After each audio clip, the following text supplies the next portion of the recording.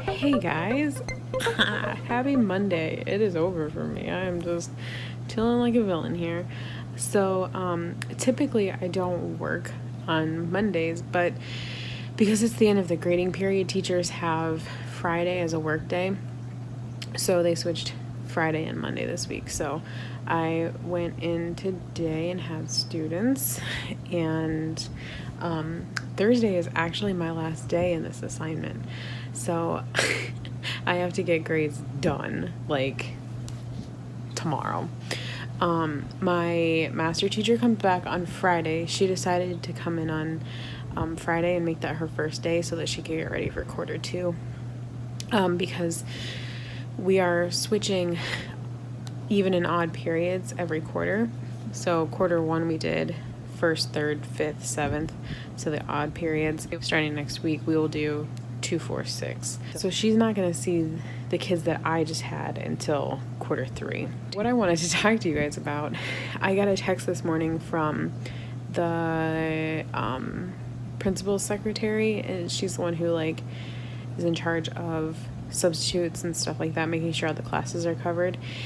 And she texted me this morning and she was like, hey, I'm short one sub for 7th period for a class. Would you mind covering a class for me? And I was like, yeah, sure. That's not a big deal. Because I'm done 5th period. And then my teacher doesn't have a 7th period class. She has a planning period. So I just usually get to go home. I went to the class and I saw the note from the teacher, and she said that these kids are first year, new to the country, and they don't really read, speak, or write English. And she's like, just be patient with them, and they're gonna need a lot of help. So luckily what happened is she is teaching from home, so she zoomed in with them. So she still ran the class. I was just basically there to make sure nothing went wrong and to help them get on Zoom and stuff. But the interesting thing that happened was the bell to leave rang and nobody moved. They all stayed in their seats because the teacher was still teaching, and she kept telling them to go. She's like, your teacher should be telling you to go. And I was. But she was still finishing up an assignment. So I think what happened was they just wanted to see what the answers were so that they could fill out their assignment. So they didn't want to leave until she was done. And I mean, it honestly wasn't a big deal for me because really, what am I doing? But also far be it for me to interfere with learning, right? It was the very first time I have ever seen a class of students not move when the final bell rang, or when any bell rang. Usually the kids are packed up 10 minutes before, ready to go. But these guys were they were in it, man. They were ready to learn. The kids that I have been having, they have been in the country for at least two or 3 years, or their English is good enough that they've tested out of the first class. So I haven't really dealt with a lot of language barriers. These kids are really good with English and communicating and stuff. So it just really going into this class really got me thinking about what it would be like to have kids who just got into the country, and how. Well, it got me thinking about two things. One, from the teacher perspective, how your lessons have to be. So this woman was a science teacher, and she was talking about plate tectonics, basically. And so not only do these kids have to learn the content, they have to learn the language too. And this isn't just for this one class. This is for all of their classes. And all I could think was how exhausting would that be as a student, to school is exhausting anyway. Just learning is hard, but to learn a language and a culture on top of content I can't even imagine what these kids are going through. They are so strong and it's just incredible what these kids do. Yeah, and then going back to the teacher perspective, just having to gear your lessons so that you are teaching content, but also teaching language. And science teachers aren't really trained to like teach English, you know what I mean? Even as an English teacher, I'm not trained really to teach the language of English. And that's where in California, they have to have a ECLAD certification, which is like English as a second language. And in Ohio, I had to take a couple of ESL courses. So I took an intro to teaching English as a second language. And then I also took one class of like a TESOL certification, which is teaching, educating students of other languages or something like that. So like I have an introductory knowledge of like how to teach English to non-English speakers. And a lot of it really has to do with offering other ways rather than just like spitting information at them. So you can do like pictures and do a lot of things through images. Repetition is something that you can do. So an interesting thing that happened was we had a woman come in and she was speaking like Russian to us, and nobody in my class knows Russian.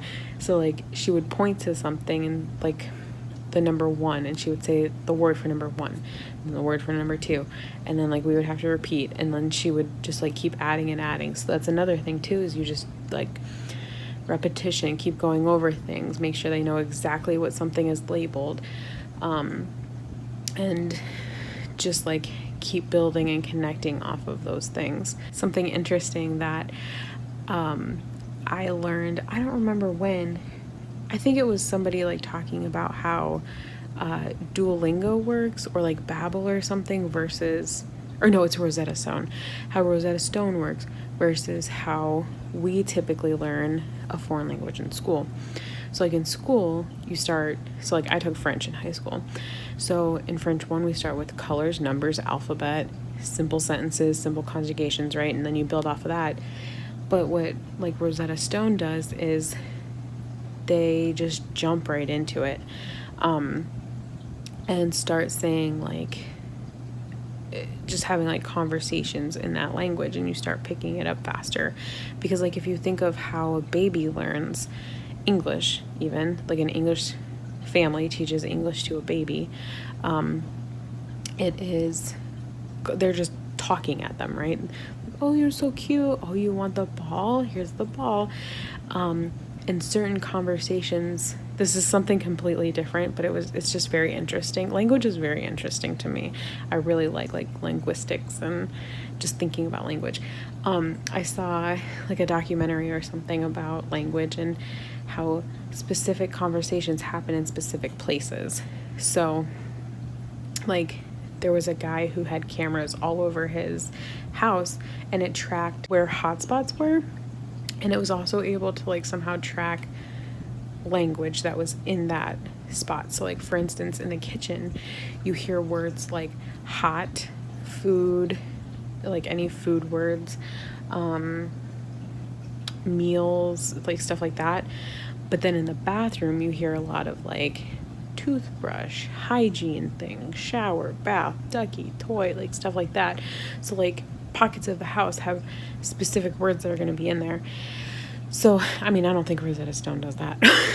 But what I'm saying is like language is acquired in such a different way than how we teach it in school. And yeah, it's just something really fascinating to think about.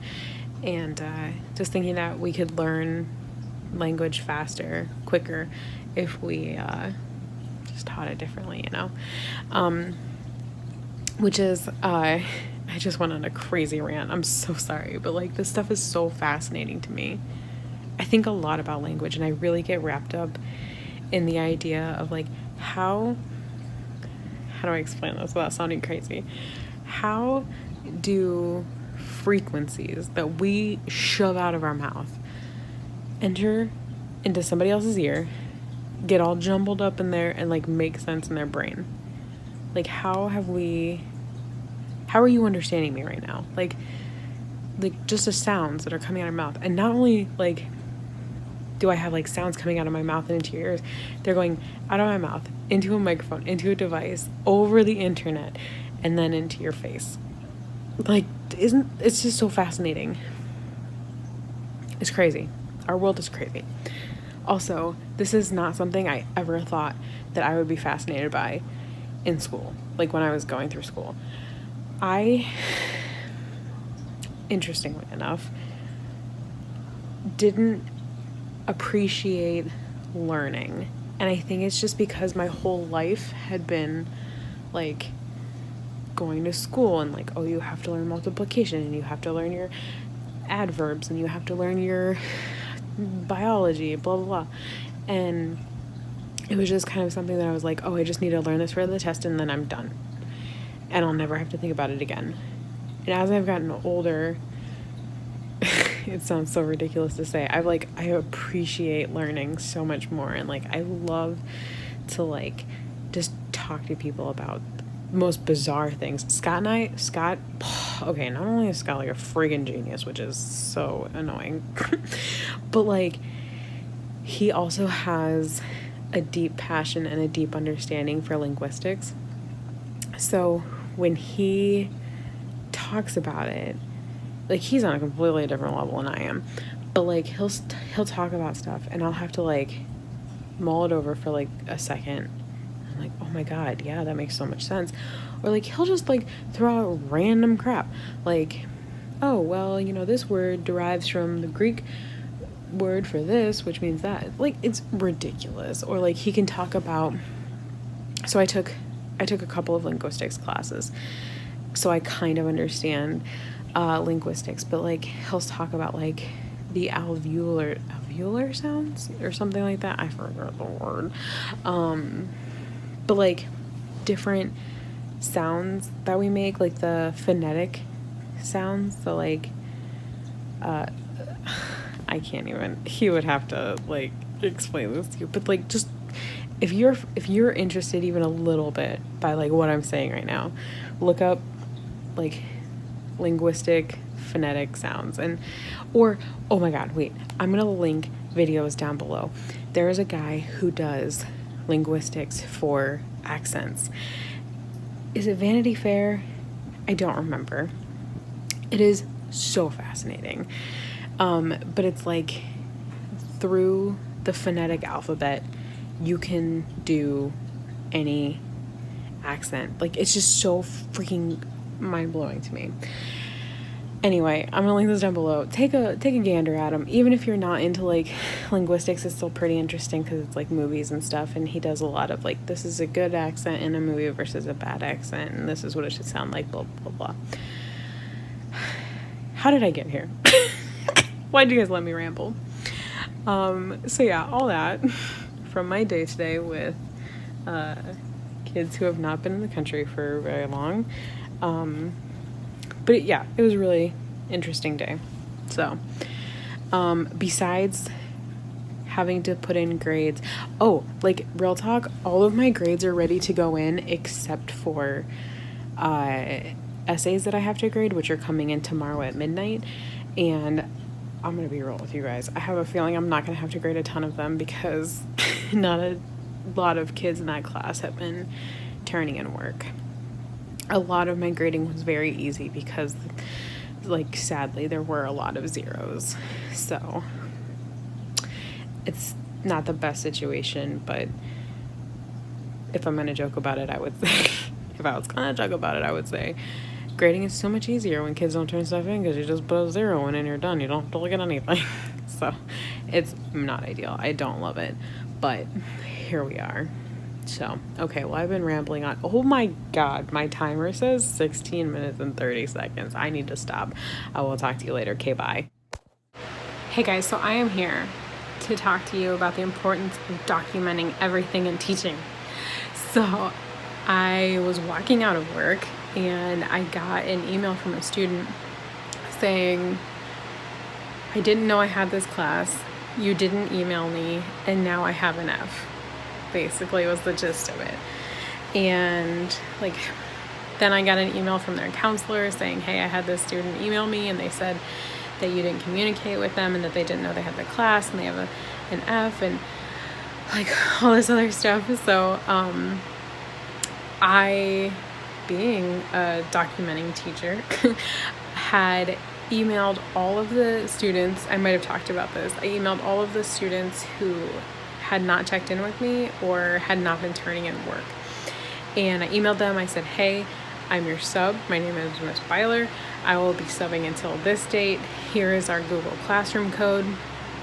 I'm not taking any late points off, so turn in, all of the stuff regardless of how late it is, and you'll get full credit. If you're having trouble, just let me know, and we'll work it out, basically. I basically just read you my whole email. Anyway, so I did that almost 2 weeks ago. And I had the wherewithal to save all of those emails and document them. And now it has come to save me because the counselor was like, why wasn't there contact with the student? And like, why didn't they know about this class? And I was able to say like, oh, hold on. I emailed them. Also, I'm sure that my master teacher emailed her. I'm sure that like, there was plenty of ways that this student could have found where the class was. Like, it's on the district site. There's been plenty of messages. The teacher uses Schoolology also. And so if that student went to the Schoolology, which they said they did, there was a message saying, here's the Google Classroom and the code, go join in Google Classroom. Because Schoolology doesn't have like a sub login, so I wouldn't have been able to use it. So that's why she made this Google Classroom for me for this grading period.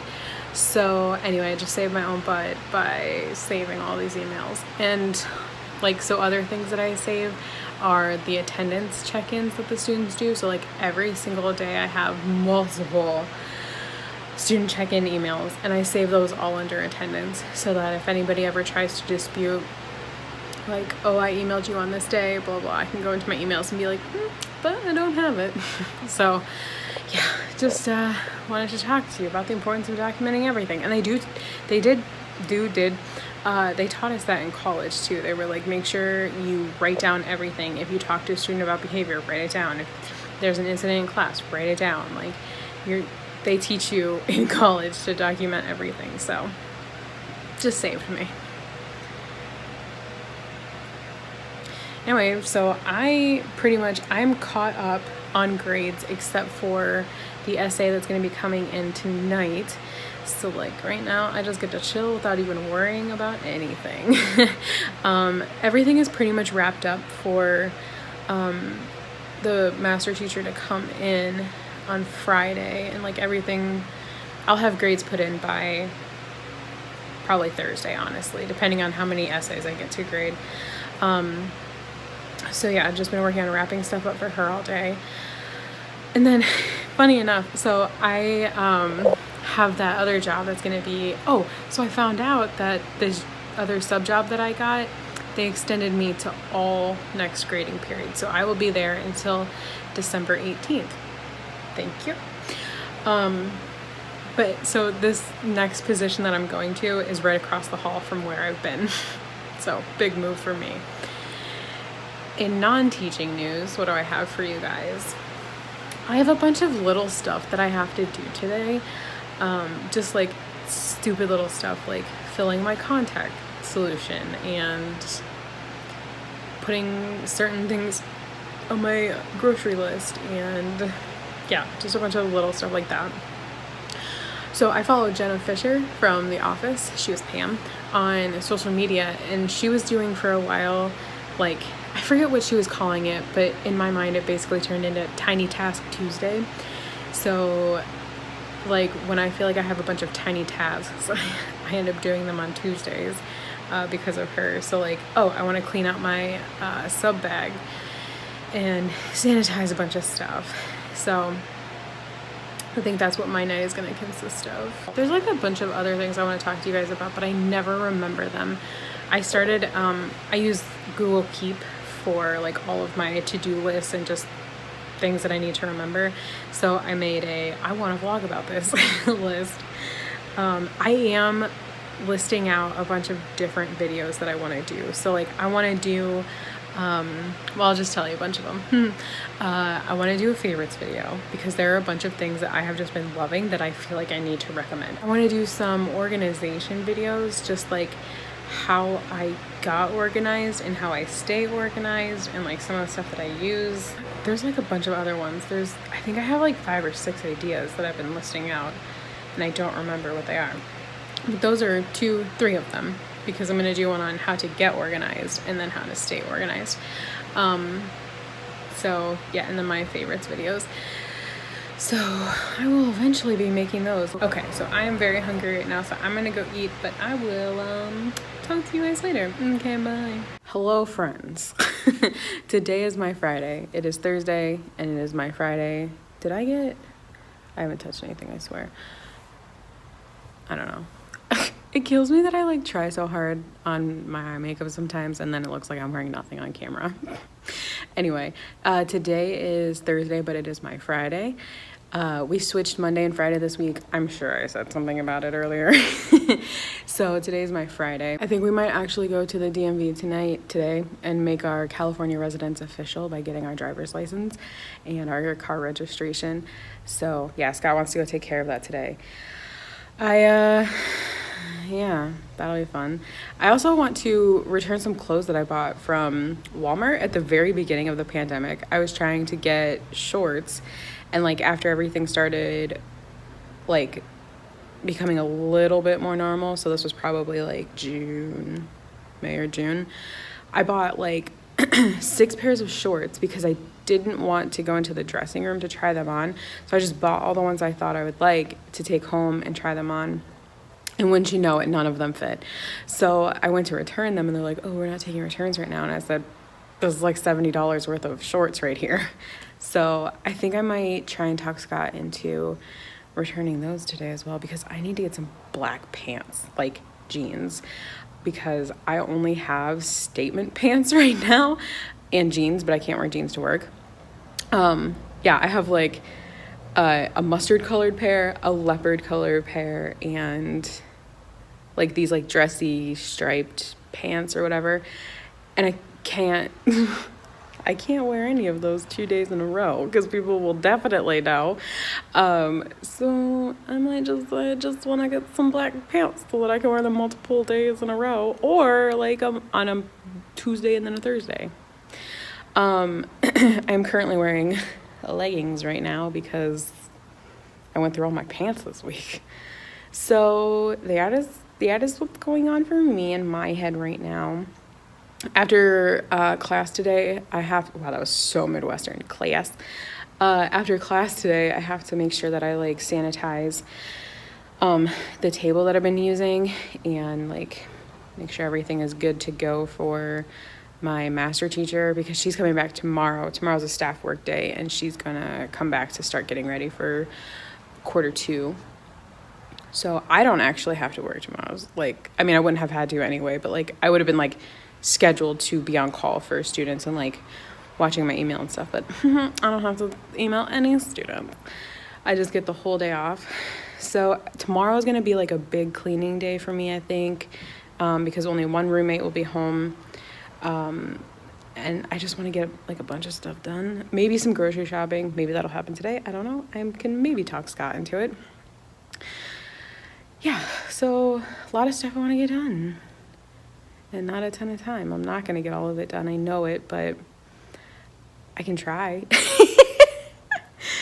So, yeah. Oh, and then after class today, I also have to drop off my keys for this room and hopefully grab the keys for my next room. But he has a sub still, so I think that the sub is going to have the keys and I'm not going to be able to get them. So I may have to come in on Monday and grab those. But that is what's going on. Yeah, exciting stuff, riveting information. Okay, well, I'm going to get ready for class. I'll talk to you guys later. All right, so I am all done with this assignment now. Turned in my keys, turned in my laptop, and now I start my next assignment on Tuesday. Who I just found out is a union rep. Fascinating. I remember also the thing I wanted to talk to you guys about this morning. It was so important. I was gonna straighten all of my hair, and I like put my hair up really quickly because I like put my hair up like this and then straighten the bottom half of my hair and then straight like let the top down, and like I went to take it down and I was like, oh shoot, this is a cute little bun I got going on, and I was like, I'm gonna just keep that in there. So I love accidental great hair. And isn't that the truth? Like, it's always when you're like, you don't care and you just like literally your hair up and it looks amazing, and then you actually try to get this. I'll never get this again. Like, honestly, I don't know how I did it, but it will never happen again. Also, I just realized I'm really glad I like put effort into myself today, because if I'm going to the DMV, I'm gonna get a new picture. Although, let's be real, it doesn't matter how good you're looking in real life, your driver's license picture will never look good. Can I get an amen? Yeah. So, okay, I'm gonna go now because Scott is waiting for me. Okay, bye.